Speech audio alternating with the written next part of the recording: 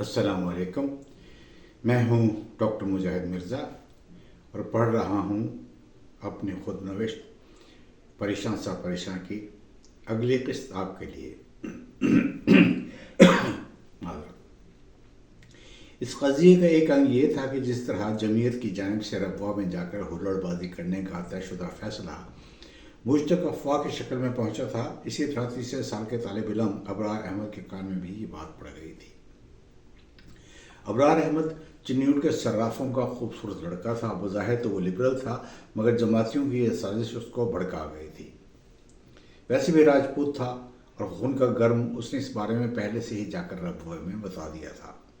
बकौल उसके जमात अहमदिया ने जिस्मानी तौर पर उसको नज़रअंदाज करने को कहा था, लेकिन रब्वा के जज्बाती नौजवानों ने बुराई को इब्तदा से ही दबाने की ठानी थी और जो ही निश्ता के तलबा से भरी रेलगाड़ी के डब्बे रब्वा स्टेशन पर रुके थे तो इन अहमदी नौजवानों ने बिला तखसीस हाकियों और डंडों से सबकी खबर लेनी शुरू कर दी थी।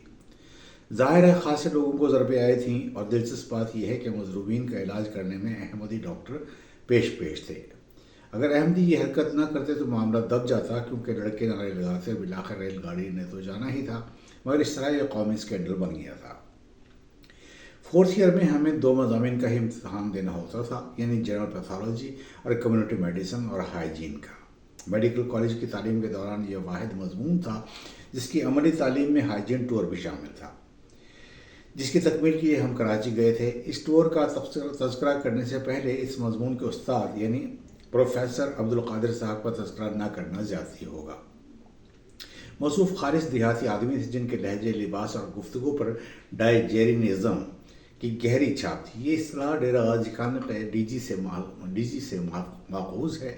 इनकी जमात में कोई भी निचला कर नहीं बैठता था और वो एक एक करके अक्सर तलबा को क्लासरूम से बाहर निकाल दिया करते थे और बातें भी ऐसे करते थे जिसे खाम कहाँ से आया करती थी। मसलन हमारा एक क्लास फेलो था मोहम्मद इस्माइल, जो झंग से था और जिसकी दाढ़ी थी।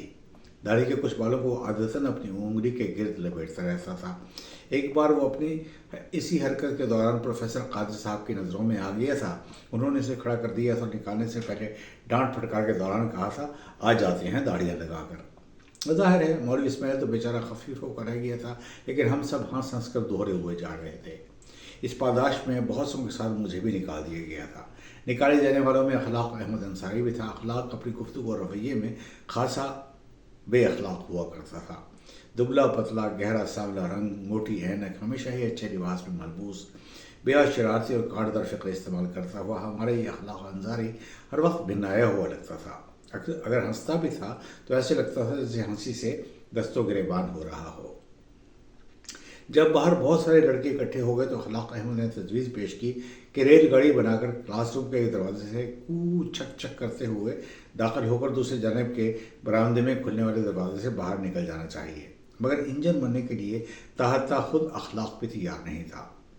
मैं ठहरा मुजाहिद, हर कार्रवाई में पेश रहने के लिए हम वक्त तैयार। मैं इंजन बनने के लिए तैयार हो गया था।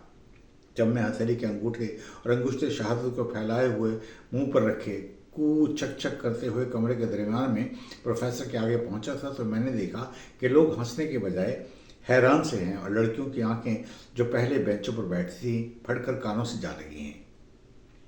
मेरा माथा ठनका था। मैंने गर्द घुमाकर पीछे देखा तो सारे ही डब्बे बाहर से अलग हो गए थे। मैं जो खासा संजीदा समझा जाता था, जब इस मुसक्काखेज़ अंदाज में इंजन बना अकेला ही शंटिंग करता दाखिल हुआ था तो लोगों को क्या खाक हंसी आती। वो तो मेरी हैयत कज़ाई और जुर्रत रंदाना पर मबहूत हो चुके थे। बस फिर क्या था, मैं ऐसे भागा था जैसे मैंने भूत देख लिया हो। मुझे प्रोफेसर कादिर साहब ने इस बात की मज़ीद कोई सज़ा नहीं दी थी। तज़किरा हो रहा था हाइजीन टूर का। जब हम रेल के ज़रिए कराची पहुँचे तो डाओ मेडिकल कॉलेज के तलबा ने हमारा खैर मकदम किया था। वो हमें लेने के लिए कॉलेज की बसें लेकर आए थे।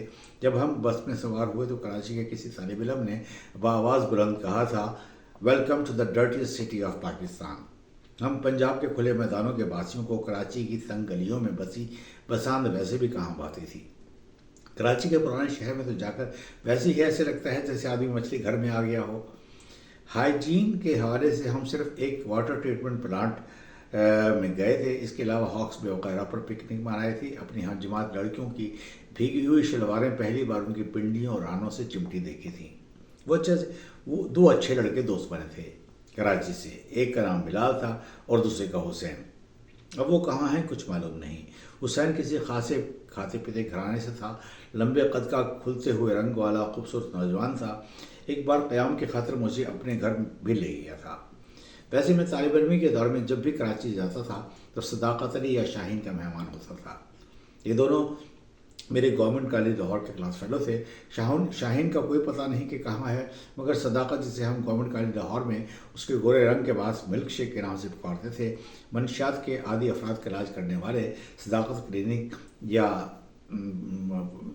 कौन सी आजकल नया नाम रखा है कोई, कौन सी वेज कि एक चेन का मालिक बना हुआ है। दिलचस्प बात है कि हमारी फिर कभी मुलाकात नहीं हुई। वो जब शाद बाग में होता था तो एक दो बार मिलने का सोचा भी, लेकिन कोई मसरूफियत आड़े आ गई थी। सदाकत और शाहीन के अलावा गवर्नमेंट कॉलेज लाहौर के ज़माने का एक और हम जमात उस्मान बलोच भी डाउ मेडिकल कॉलेज में मेरा मेज़बान हुआ करता था। नफीस आदात और मध्यम आवाज़ वाला उस्मान आर्टिस्ट तो था ही, लेकिन अपने रवैयों में आर्टिस्टिक भी था। कराची के इस दौरे के दौरान मैंने एक कथा कहा था, ख्यालों के लहरों पर लफ्ज़ों के लाशें उभरते हुए डूबते जा रहे हैं, हर एक समत लोग अपनी लाशें उठाए न जाने किधर भागते जा रहे हैं। जब हम वापस आए थे तो हमें कराची के दौरे से मंसूब हाइजीन की एक अमली कापी भी तैयार करनी थी। मैंने इस कापी के पहले सफ़े पर यही कता खुशखत तहरीर कर दिया था, बस कादिर साहब निहाल हो गए थे। उन्होंने मुझे बाकायदा बुलाकर कहा कि ये तुमने बहुत अच्छी चीज़ लिखी है, और इसी कते की बिना पर मैं अपने ग्रुप में अव्वल आ गया था। मेडिकल की तालीम का ये साल बगैर किसी हंगामे के गुजरा, और इस बार मैंने वाकई पढ़ा भी था। अमूमन तो तालीम के दौरान वतीरा यही रहा था कि साल भर गैर तालीमी सरगर्मियों यानी अदब, सियासत और आवारा गर्दी में मुँह मारी करता रहता था, और इम्तिहान से पहले 8-10 दिनों में लंगोट कसकर किताबों से कुश्ती लड़ने लग जाता था।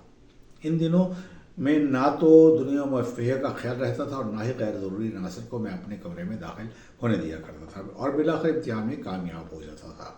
लेकिन इस कामयाबी के पीछे एक अहम अमल होता था कि मैं अपने कबील के दूसरे तलबा की तरह कभी भी पीरियड से गैर हाजिर नहीं हुआ था। बाद में चाहे न पढ़ता, लेकिन लेक्चर तवज्जो से सुनकर आता था। मेडिकल की तालीम सभी को मालूम है हद दर्जा सख्त होती है।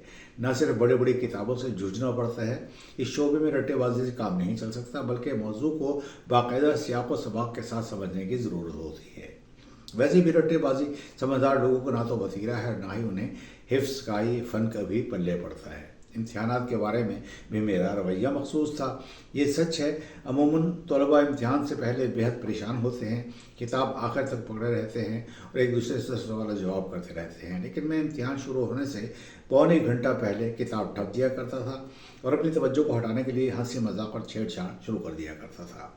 बाद हम जमात मेरी इस रवैये को गैर संजीदा समझते थे और कभी कभार चिढ़ भी जाया करते थे, लेकिन मुझे मालूम था कि इस तरह इम्तिहान से पहले का तशन्नुज रफ़ा हो जाता है और आदमी कमरे इम्तिहान में तवज्जो से पर चाहल करता है।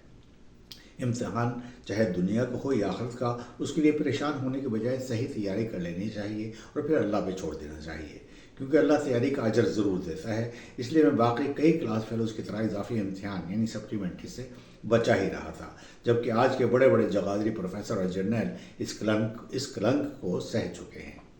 और अब आखिरी साल शुरू हो गया था। लामहला इस साल में तालीम के ज़िम्मन में खासा संजीदा होने की ज़रूरत थी।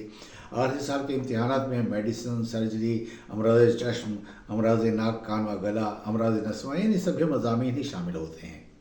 और दुश्वार तीन बात यह है कि इन सब को गैर अमली यानी इल्मी मज़ामीन मसलन इल्मुल अत्फ़ाल, इल्मुल अब्दान और इल्मुल अद्वियात से जोड़ा जाना भी ज़रूरी होता है। मैंने तो गुज़िश्ता वर्षों में ज़िंदगी अल्लों तल्लों पर ही बसर की थी, तो इसके इलाज की चारागरी के लिए सिर्फ पढ़ाई करना ही काफ़ी नहीं था, बल्कि असातिज़ा की नज़रों में आना बेहद ज़रूरी था, और इसके लिए कोई लाहेअमल मुरतब किए बिना चारा नहीं था।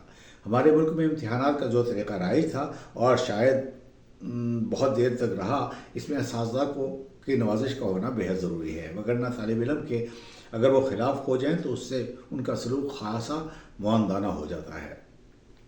एक अलमिया और भी है कि न जाने क्यों असातिज़ा को ये गुमान होता है कि तलबा को चंद सालों में उतना ही आना चाहिए जो अपने साल के तजुर्बात और इल्म के बदौलत जान पाए हैं। बहरहाल मैंने ये तय किया कि पहले बेंचों पर बैठना चाहिए और पूरे लेक्चर के दौरान उस्ताद की आंखों में आंखें डालकर उनका सहीफ़ा सुना जाना चाहिए। اور آخر میں 2-4 چبھتے ہوئے متعلقہ سوالات کر دیے جائیں تو بات بن سکتی ہے، اور میں اس طریقے پر عمل پیرا ہو گیا تھا۔ اس کا اثر یہ ہوا کہ اساتذہ یہ سمجھنے لگے تھے کہ مجھے بہت کچھ آتا ہے، جبکہ میرے ساتھ معاملہ آگے دوڑ پیچھے چھوڑ والا تھا۔ ہمارے اساتذہ میں ایک سرجری کے پروفیسر جناب ظفر حیدر صاحب تھے، جن کے نام کے ساتھ اگر FRCS انگلینڈ نہ لکھا جاتا تو وہ آگ بگولا ہو جاتے تھے، اور ان کی کلاس میں ٹائی کا استعمال بہت ضروری تھا۔ میں 4th ایئر میں تو ان کے وارڈ میں کھدر پوشی کی حالت میں جا کر ان کے اعصاب کا باعث بنتا رہا تھا۔ اگر میں بارش ہوتا تو بھی وہ بخش سکتے تھے، لیکن کلین شیو ہو کر مغربیت کی اس قدر توہین کے کھدر کا شلوار قمیص تن کیا جائے اور ان کے لیے ناقابل برداشت تھا۔ اگرچہ وہ میری ثابت قدمی کے پیش نظر بلاخر چپ ساتھ گئے تھے، مگر اب فائنل ایئر تھا اور اس میں ان کی خاموشی طوفان کا پیش خیمہ بن سکتی تھی۔ میں نے کھدر پوشی تو یکسانی سے اکتا کر ویسے ہی ترک کر دی تھی۔ اب شاہ صاحب کی نظروں میں وقت بنانے کی خاطر میں نے ایک نیا طریقہ اختیار کیا تھا۔ سوچا یہ تھا کہ جس شخص کی مسلسل ہاں میں ہاں ملائی جائے تو اس کا یقیناً دل کرتا ہوگا کہ اس سے کوئی اختلاف بھی کرے۔ موصوف کے پیشہ ورانہ علم کو چیلنج کرنا تو سورج کو چراغ دکھائے جانے کے مترادف تھا۔ ہاں، البتہ شاہ صاحب کے ایک پہلو سے میں نے فائدہ اٹھا ہی لیا تھا، کیونکہ وہ جراحی پر سبق دیتے بھٹک کر ادب سے کھاد تک اور تصور سے عمومی مسائل تک سبھی پر اپنا نقطہ نظر بیان کرنا شروع کر دیا کرتے تھے، اور انہی موضوعات پر میں ان سے کہہ دیتا تھا کہ جناب مجھے آپ سے اختلاف ہے۔ پہلی بار یہ فقہ سن کر تو وہ لال بھبوکا ہو گئے تھے اور انگریزی میں گویا ہوئے تھے، تم نے اختلاف کی جرت کیسے کی؟ میں نے بڑے سہجے بغیر خوفزدہ ہوئے اپنا نقطہ نظر بتانا شروع کر دیا تھا۔ میری قبر پر میرے ارد گرد کھڑے ہوئے ہم جماعت لڑکوں کی کوہنیوں کے ڈھوکے پڑ رہے تھے، کیونکہ وہ خوفزدہ تھے کہ یہ خبطی اپنے ساتھ ہمیں بھی مروا ڈالے گا۔ سید ظفر حیدر تو بتدریج مجھ سے قریب ہوتے چلے گئے تھے، میرے نقطہ نظر کو توجہ سے سنا کرتے تھے، لیکن طلباء کا مجبور عطاب کسی طرح بھی کم نہیں